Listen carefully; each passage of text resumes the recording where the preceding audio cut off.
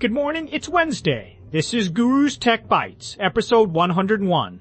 First up, somebody finally looked at one of those travel apps that's basically text, pictures, and PDF links wearing a tiny trench coat and said, "Buddy, you're a web page."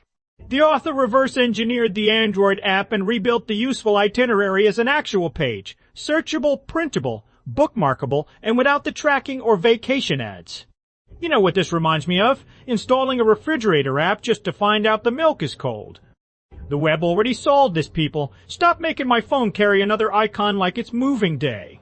Second, PrismML says its Bonsai 27B model can run right on a phone, which is nuts because a normal 27 billion parameter model needs more memory than my entire family has patience. Their 1-bit version is about 3.9 gigabytes, while the ternary version is 5.9, and they claim it keeps most of the original Qwen model's benchmark performance. It can handle text, vision, tool calls, and long-agent loops without shipping every private file to the cloud. Okay, that's something. Soon your phone will reason locally and still somehow forget where you parked.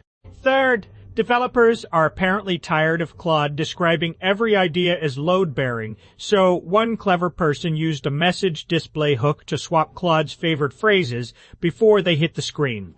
Load-bearing becomes cooked, honest steak becomes spicy doodad, and you're absolutely right. Gets replaced with a much less flattering confession.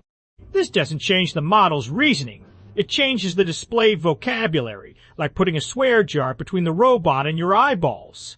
Microsoft should add this to Windows Update and replace, please wait, with "we broke something again." And finally, one heroic nerd rewatched Jurassic Park and cataloged the computers in excruciating detail. PowerBooks, Silicon Graphics workstations, storage arrays, and the blinking thinking machine CM5 in the control room.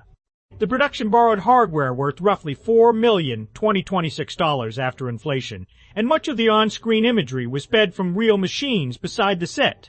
Even the famous Unix system was a real SGI file navigator. So yes, the dinosaurs were fictional, but the expensive computers failing during a crisis were documentary-level accurate.